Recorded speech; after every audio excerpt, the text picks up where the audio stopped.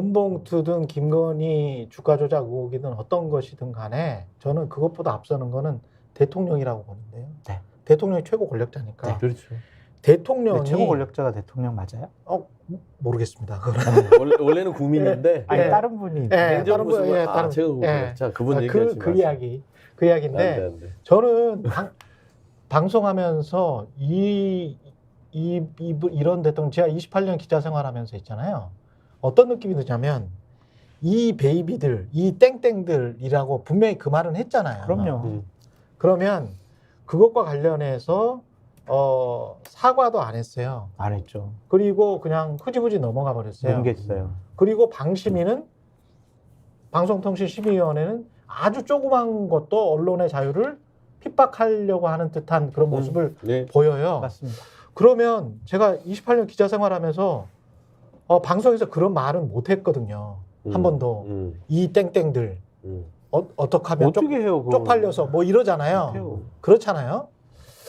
근데 거기에 관해서 만약에 이렇게 쑥 나왔다고 하더라도 바로 사과할 거 아닙니까? 사과해야죠. 근데 최고 권력자가 그런 말을 하고 사과도 안 하고 그냥 넘긴 게 한 1년 지났어요. 그렇습니다. 그러면 일반 국민들이랄지 권력 주변에 있는 사람들이랄지 방송인들이랄지 언론인들은 어떤 생각을 하냐면 야, 저 정도 하면서 저렇게 뻔뻔하게 그냥 넘어가는데 나는 이만한 일 가지고 왜 심의를 받고 질책하고 그러네. 질책하고 이렇게 되면 좀 억울한데 이건 그게 기준이 되는 거지. 사실. 공정하지 않은 거죠. 무엇이 기준이 되느냐 그걸 생각할 때 저는 대통령이 기준이 된다고 보거든요. 그렇다고. 이재명이 기준이 될 수는 없거든. 야당 대표인데. 옳은 말이에요. 예. 그건 옳은 말인데 저는 안타까워서. 예.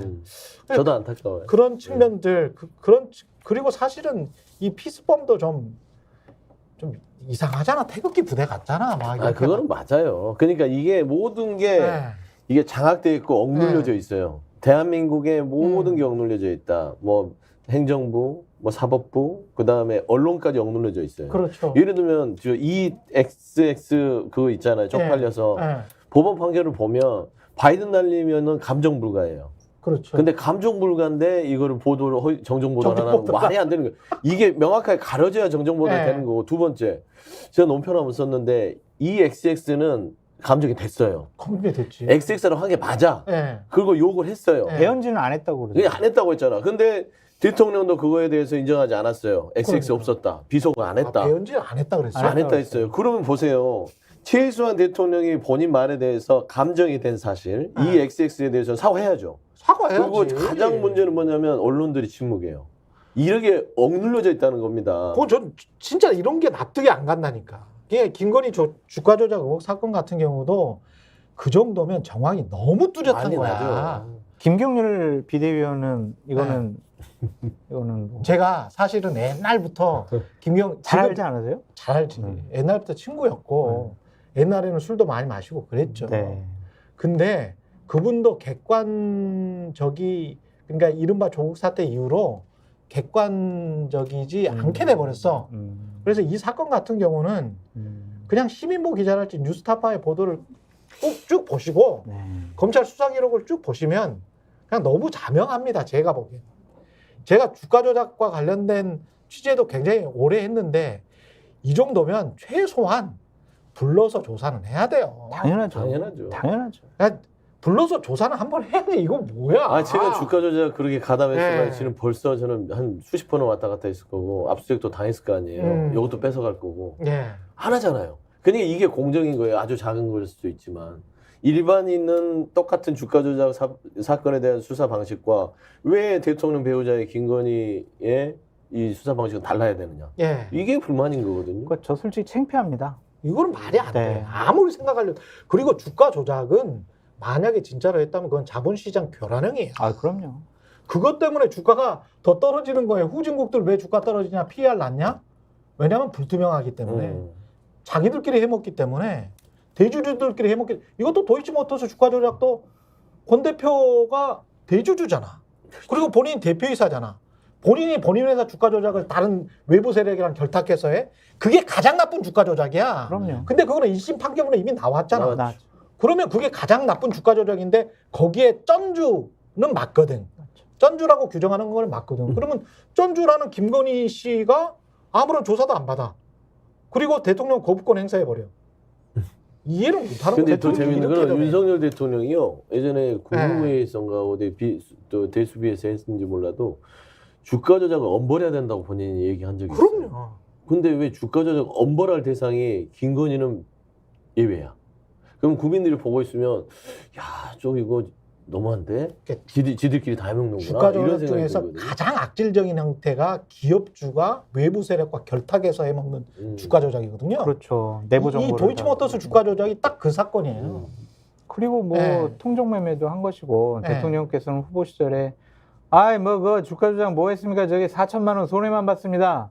근데 하지만 여러 가지 판결문이나 맞아요. 검찰 수사 보면 22억 정도 그렇죠. 이익을 봤다라고 하잖아요. 그러니까 저는 이런 생각이 드는 게 윤석열 대통령 검사 출신이에요. 수사를 해봤을 거 아니에요. 최소한 뭐 실력은 어떨지 모르지만 기본 개념이 있다면 주가 조작이라는 것들은 손해를 보고 이득 본 게 주가 조작의 어떤 그런 처벌 대상이 아니에요. 예. 주가 조작에 가담했다는 여부 자체로 처벌하는 것 아닙니까?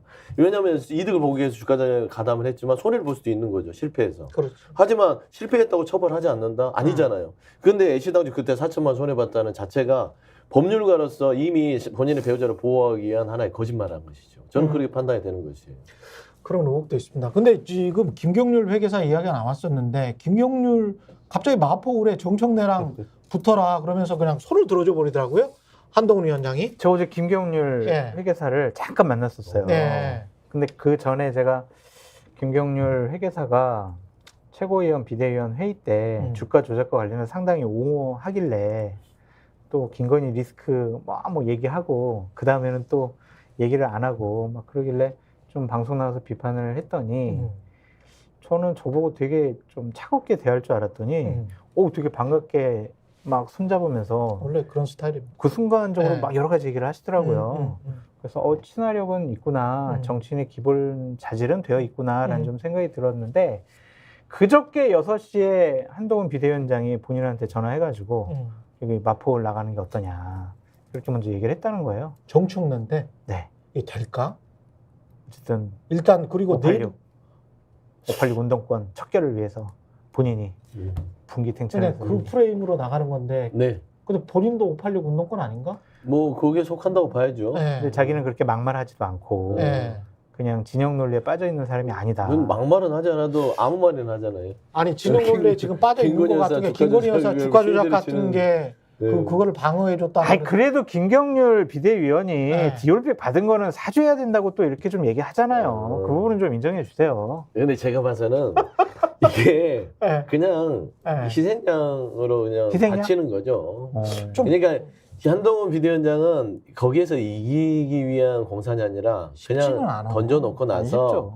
계속해서 김경률과 정청래의 각을 세워서 뭔가 다른 어떤 선거 전반에 대한 땔감으로 쓰려고 하는 것 같아요. 땔감이에요, 땔감. 뗄감. 말하자면 뭐 586 운동권 척결이라든지 이런 부분들을 감안하고 이렇게 보낸 건 같은데 네. 저는 이제 요거와 이제 논외로 요새 이제 국민의힘의 여러 가지 한동훈 비대위를 보면 금기어가 있어요. 뭡니까? 김건희잖아요. 아니, 그러니까 김건희 여사에 대한 말을 올리는 순간 저는 솔직히 몰래 조용히 사라진다고 봐요. 그리고 김건희 여사를 찬양하는 사람들은 이리 와 잘했어. 이렇게 되는 그런 구조들이 있어서 아까 말한 대로 정말 이 나라의 넘버원이 누구일까? 라는 좀 생각을 그래도 개인적으로 하게 됩니다. 김경률 비대위원이 그래도 디올백 이것은 정말 잘못됐다. 국민 앞에 사죄해야 된다. 지금이라도. 그렇게 얘기를 하는 것을 그래서 보면 혼났을 거예요. 아마.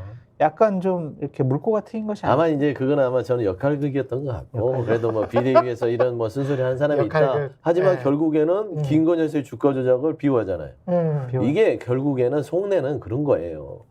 본인도 회계사 출신이고 거기에 대해서 모르는 바가 아닐 텐데 합리적 사고를 못 한다는 건 이미 본인의 지식인으로서의 양식을 버렸다. 좀 솔직히 강하게 이해가 비판하고 싶은 거죠. 이해가 안 지난번에